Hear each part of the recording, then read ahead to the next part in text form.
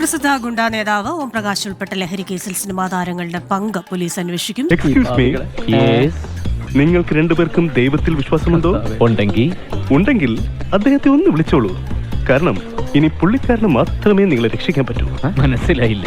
അതാ നോക്കൂ. വിനാഥ് ഭാസിയും പ്രയാഗ മാർട്ടിനും ഓം പ്രകാശിന്റെ മുറിയിൽ സന്ദർശനം നടത്തിയെന്ന് പോലീസിന്റെ റിമാൻഡ് റിപ്പോർട്ടിൽ പറയുന്നുണ്ട്.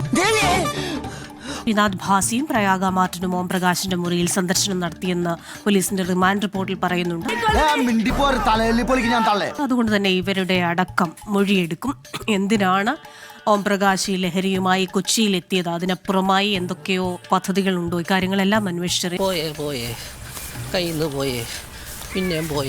ഉണ്ട്. ഇത്തരത്തിൽ ക്രിമിനൽ പശ്ചാത്തലമുള്ള ഒരാളുടെ മുറിയിലേക്ക് രണ്ട് സിനിമാ താരങ്ങൾ എത്തിയത് എന്തിനെന്ന ചോദ്യം പോലീസ് ഉയർത്തുന്നുണ്ട്. ഞാൻ ബോംബെയിലായിരുന്നപ്പോൾ ഇങ്ങനെ പല കേസുകളും നടന്നിട്ടുണ്ട്. പോലീസ് തന്നെ റിമാൻഡ് റിപ്പോർട്ടിൽ വ്യക്തമാക്കുന്നുണ്ട്. അങ്ങനെ ഒരാളുടെ അടുത്തേക്കാണ് ഈ സിനിമാ താരങ്ങൾ എത്തിയത്. അവർക്ക് ഒരു തരത്തിലുള്ള പരിചയമില്ല എന്ന് പറഞ്ഞ് ഒഴിഞ്ഞു മാറാൻ സാധിക്കില്ല.